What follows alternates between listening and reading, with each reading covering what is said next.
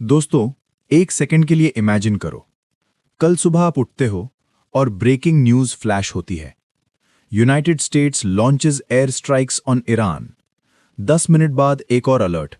Iran fires ballistic missiles toward US bases. फिर oil market open होता है।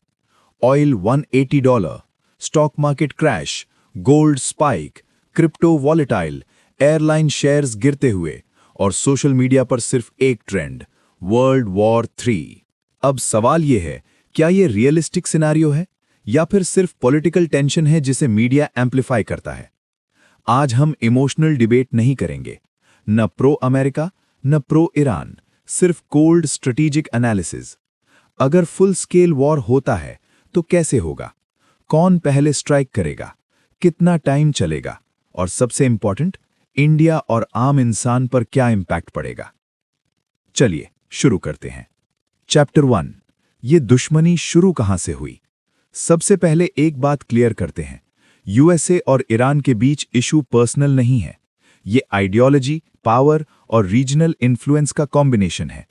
Islamic revolution, Iran में शाह को पावर से हटा दिया गया। शाह वेस्टर्न बैक था, अमेरिका का स्ट्रॉन्ग एलाई था। जब रेवोल्यूशन हुआ, ईरान ने अपना पूरा पॉलिटिकल सिस्टम चेंज कर दिया। इस्लामिक रिपब्लिक मॉडल एस्टैब्लिश हुआ और openly anti American narrative start हुआ। यहीं से ट्रस्ट कोलैप्स हो गया।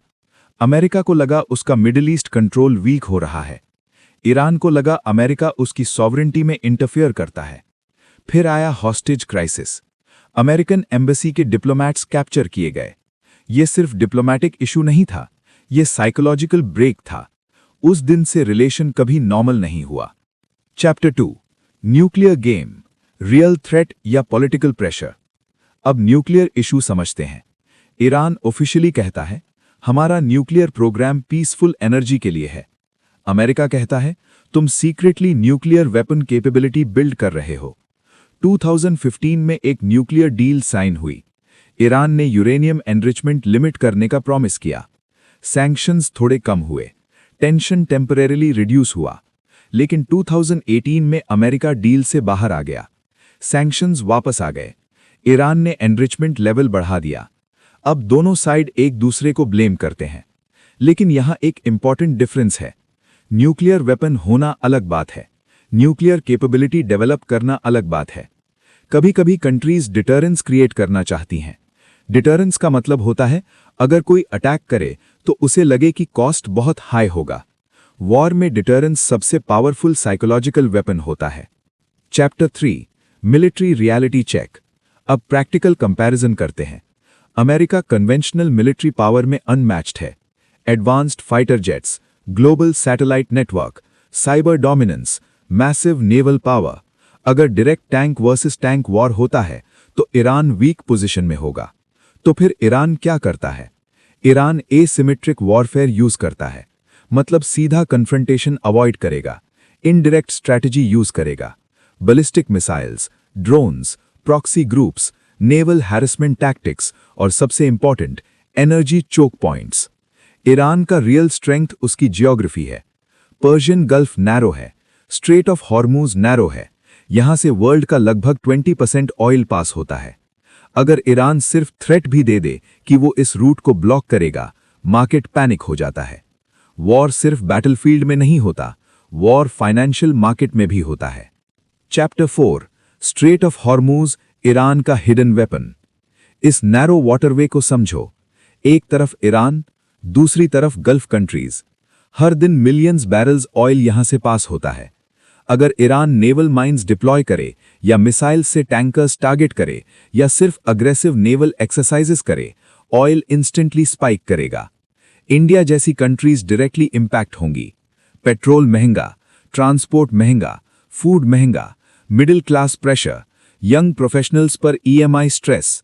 यानी मिडिल ईस्ट का कॉन्फ्लिक्ट मुंबई, दिल्ली, बैंगलोर तक पहुंच सकता है। ये ग्लोबलाइज्ड वर्ल्ड है, सब कनेक्टेड हैं। Chapter 5, Israel factor, the trigger point.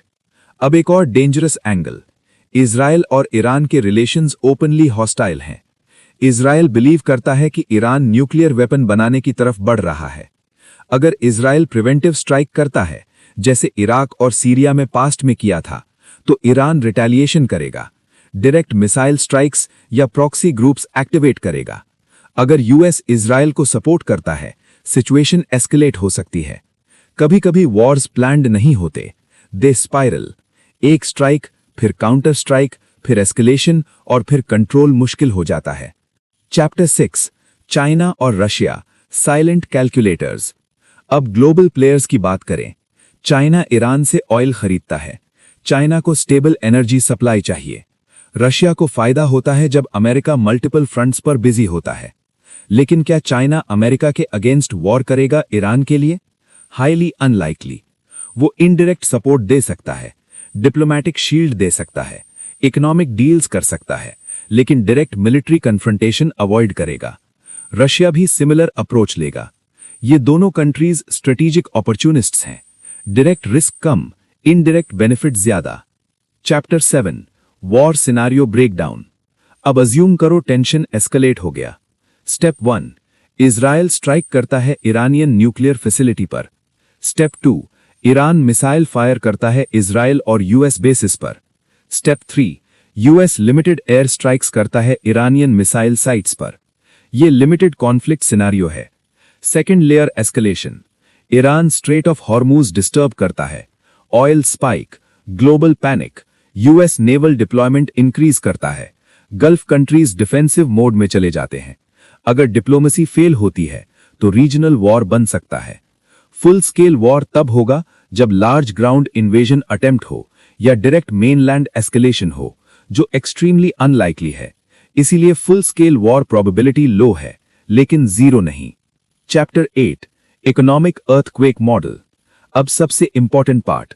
अगर ऑयल $200 क्रॉस करे, airline industry shock, shipping cost double, manufacturing cost increase, food supply chain impact, stock market crash, crypto extreme volatility, gold surge, inflation spike, central banks interest rate बढ़ाते हैं, EMI increase, housing demand slow, young population सबसे ज्यादा impact feel करेगी। War सिर्फ soldiers को effect नहीं करता, war middle class को सबसे ज्यादा हिट करता है। Chapter 9, cyber battlefield. Modern war सिर्फ बॉम्ब से नहीं होता। Cyber attacks power grids shut कर सकते हैं, बैंकिंग सिस्टम फ्रीज हो सकता है, स्टॉक एक्सचेंज हॉल्ट हो सकता है, सैटेलाइट जैम हो सकते हैं। इनविजिबल वॉर विजिबल वॉर से ज्यादा डेंजरस हो सकता है। आपको पता भी नहीं चलेगा और सिस्टम डाउन हो जाएगा। चैप्टर 10, इंडिया का strategic position. India balanced diplomatic approach follow करेगा। फोकस होगा एनर्जी सिक्योरिटी पर। इंडिया ओपनली किसी साइड पर खड़ा नहीं होगा। स्ट्रेटेजिक ऑटोनॉमी मेंटेन करेगा, लेकिन इकोनॉमिक इंपैक्ट अवॉइड करना मुश्किल होगा। इसीलिए इंडिया के लिए बेस्ट सिनारियो है कॉन्फ्लिक्ट अवॉइड हो, एनर्जी सप्लाई स्टेबल रहे। Part 1 conclusion. अब तक हमने देखा history, nuclear issue, military comparison, energy weapon, Israel trigger, China Russia angle, economic impact. Analysis क्या सजेस्ट करता है? फुल स्केल वॉर पॉसिबल है, लेकिन सबसे लाइकली आउटकम कंट्रोल्ड एस्केलेशन है। Limited strikes, proxy tension, sanctions, diplomatic back channel talks. Tension continue रहेगी, लेकिन story यही खत्म नहीं होती। अगर आप पार्ट 2 देखना चाहते हो तो वीडियो को लाइक करो, कमेंट में लिखो पार्ट 2 नाउ और चैनल एसएस वर्ल्ड न्यूज को सब्सक्राइब जरूर करो। यहां हम सिर्फ न्यूज नहीं बताते, हम जियोपॉलिटिक्स का रियल पावर गेम डिकोड करते हैं। मिलते हैं पार्ट 2 में। Stay informed, stay strategic.